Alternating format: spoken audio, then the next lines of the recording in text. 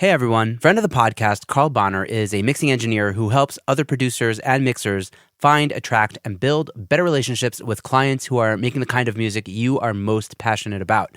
He recently began developing a course based on how he trains the Spotify algorithm to make super accurate recommendations for you to find potential artists to work with. And he's giving it all away for free while it's still a work in progress. So go to carlbonner.com/coaching to learn more, and I'll have a link for that in the show notes. So go check it out. Hey everyone, welcome back to Secret Sonics. This is episode 131 with Evan Morgan. I had a great chat with Evan and we talked about so many things, including producing from the songwriter's point of view, figuring out the aesthetic of the production, doing post-production to manifest the artist's intent. We talk about why workflow is often more important than sonics and how the order of sonic importance follows the chain. We also had this deep dive on phase alignment and getting good low end. He talks about how and why he masters his own mixes when necessary and finding a mastering engineer who you can communicate with. We also talk about self-care and taking the time to be your best self when you get to work. So tons of great stuff here. We really chatted about a ton. I think you'll love this conversation. So without further ado, here's my conversation with Evan Morgan here on Secret Sonics. You're listening to Secret Sonics, a podcast exploring the creative side of music production. Join us weekly for honest conversations with real-world music producers and audio professionals.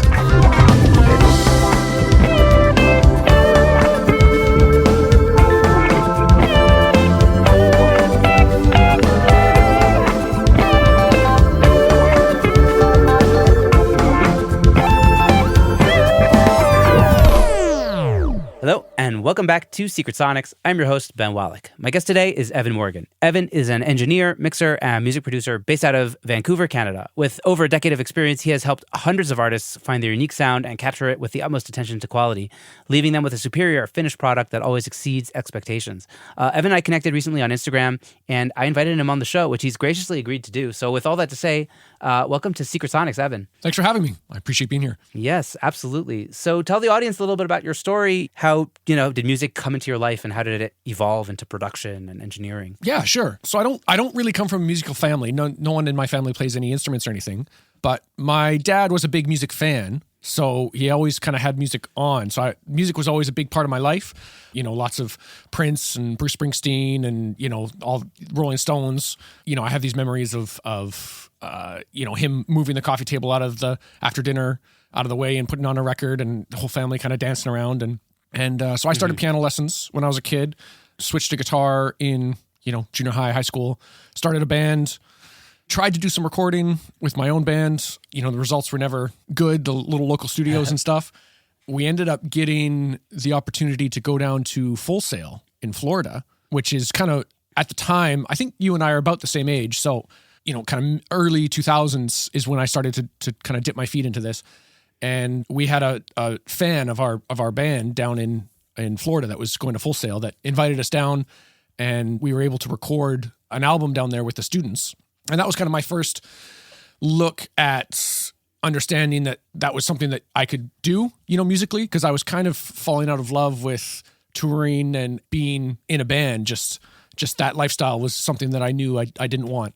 At that time I was going to university for like pre-med and I was more into my studies, and a life on the road and touring and stuff wasn't really something I was into. Accidental rock star. Yeah. And but seeing these students learn and the facility, because Full Sail had this beautiful multi-room SSLs, kind of crazy facility.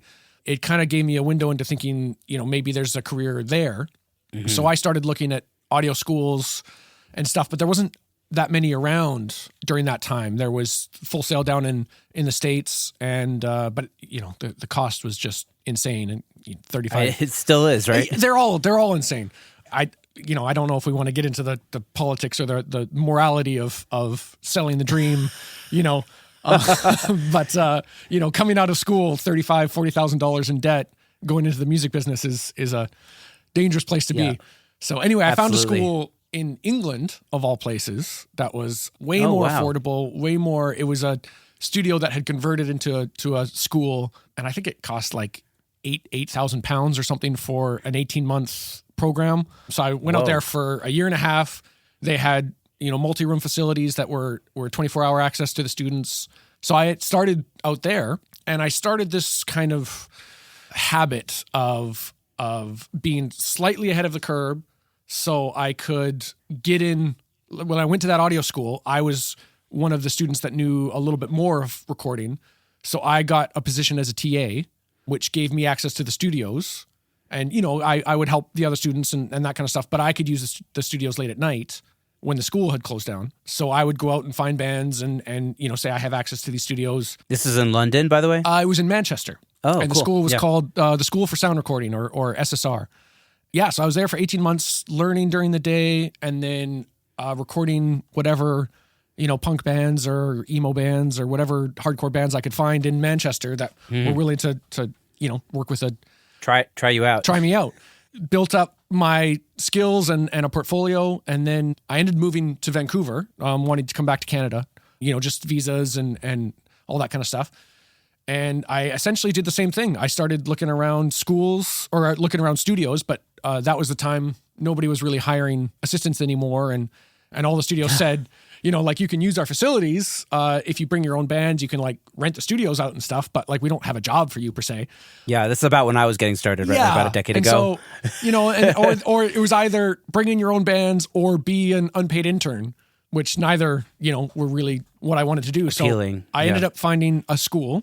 And because I had TA'd at this other place, I had, experience as a TA at an audio school. So they hired me as a TA and same deal, help the students out during the day, answer any questions. Oh, this is how we patch stuff. This is how we don't blow up speakers when we turn on the board, and then use the studios at night as an employee and found bands around, started building up portfolio and repertoire and network. Eventually I had enough of a foothold in the city to just start doing my own thing. Here in Vancouver. In Vancouver, yeah. Amazing. That led to, I had done a band, kind of a melodramatic, like a dramatic heavy band called Incura, and I had done an EP with them. And they won, the songs were doing quite well. They won a local radio contest that, had some money and some extra recording time. And they ended up getting signed to a label out in Toronto called Coalition. And I don't know how familiar you are with Canadian music, but they had Our Lady Peace and Finger 11 and Simple Plan and, some of the bigger Canadian acts in the 90s and early 2000s. I'm sure my brother-in-law will know all those bands. Because you married a Canadian lady, didn't you? Yes, I did. I think I heard that in one of your other episodes. But all those bands worked with a producer here in Canada named Arnold Lanny, who was kind of one of our bigger producers. Okay. And he had moved down to California. Coalition, this label, would sign artists and then send them down to work with Arn and, release the record. And that was kind of how they operated. When I had done this EP with Incura in Vancouver, I had made an agreement with them that I would do it for much less than I normally would, but on the contingent that I get to do the next recording. Because, I knew that they were good and they had a really good scene or a really good fan base here in Vancouver, and, things were going to go well for them. So I kind of made that little contingency. And so they got signed, and the label wanted to send them down and work with Arnold Lanny, and they kind of had this agreement with me. So they called me and said, hey, we got the opportunity to work with Arn, we kind of want to do that. What can we do here? And I said, just take me with you, just let me, I'll be an assistant engineer. I'll pour tea. I don't care. I want to meet this guy. He made all the records I grew up listening to. So, yeah. And I had yeah, it was good. And I had a funny conversation with Arn because he called me directly and said, hi, this is Arnold Lanny. And I hear we're going to be working on this new Incura record together. I said, yeah, I guess that's the thing. And he's like, so who are you? I'm like, I'm Evan Morgan. I'm just a producer here in Vancouver. He's like, yeah, I've never heard of you. And I was like, that's totally understandable. And it was kind of I think he thought that it was going to be some kind of co-production, that. Right. He thought you were stepping on his turf. Yeah. He didn't realize that. So I just explained to him that, I was the same age as the band, I was on my come up as well. So I wanted to learn and I had never had a mentor. I was, aside from the schools and stuff, it was all kind of self-taught. So I was excited at the opportunity to learn. And it actually worked out really, really good because he had moved down to California. He had been in Toronto for the last 25 years and had a studio there and everything, sold all that, moved down to California with his family. He had been looking for an engineer or an assistant to kind of help for 2 or 3 years and was just never able to find anyone that clicked. He's a very particular dude, and he approaches his records in a very kind of particular way. And he just never was able to find anyone that clicked. But I was able to go down there and kind of slot myself in and help him, because he's one of those classic songwriting producers where his approach is all about the melody and the song and the lyric. And he's a very good engineer and he gets very cool sounds, but that's all kind of out of necessity and like a means to an end, you know?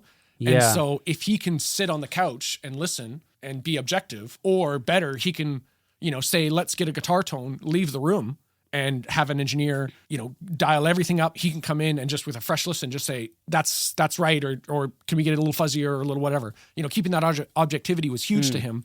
And so having someone that he could rely on to kind of do all the engineering, to do, you know, he gave me a lot of co-production credits, which I appreciated. Cause I was down there for a couple of years. We did, wow, I don't know how many records together, but, it was a interesting relationship because he was kind of one of the only mentors that I really had.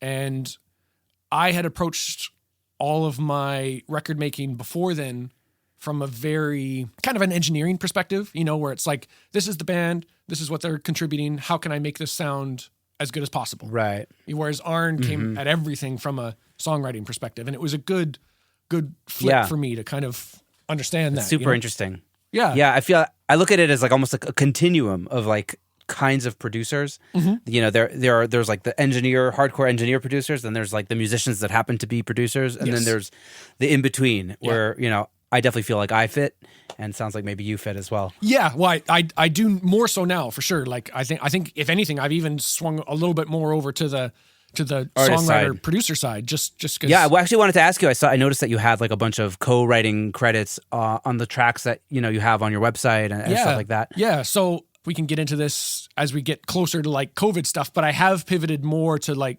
just mixing these days.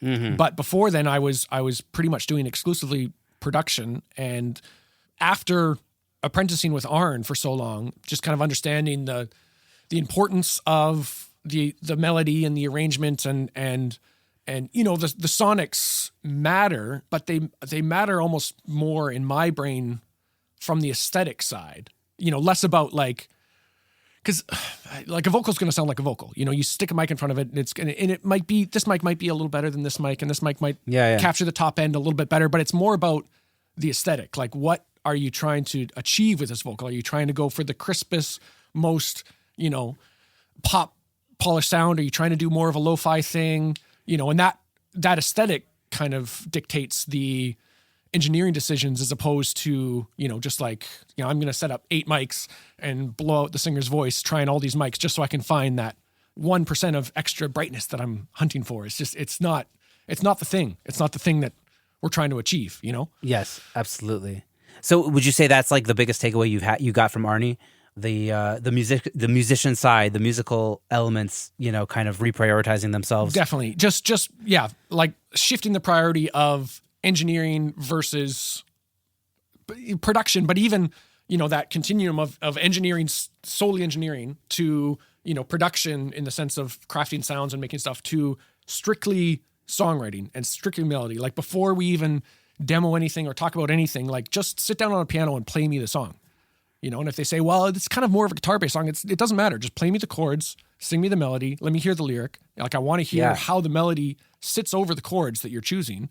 And are those the right chords? Is this the right melody? Going back to the basics, right? Back like to Beatles, Carole King, you know? 100%. And people think that because they're doing a hip-hop song or a pop thing, that the production is integral, which it's definitely important, but it's like, you can strip down the song and just play the chords and just sing the melody.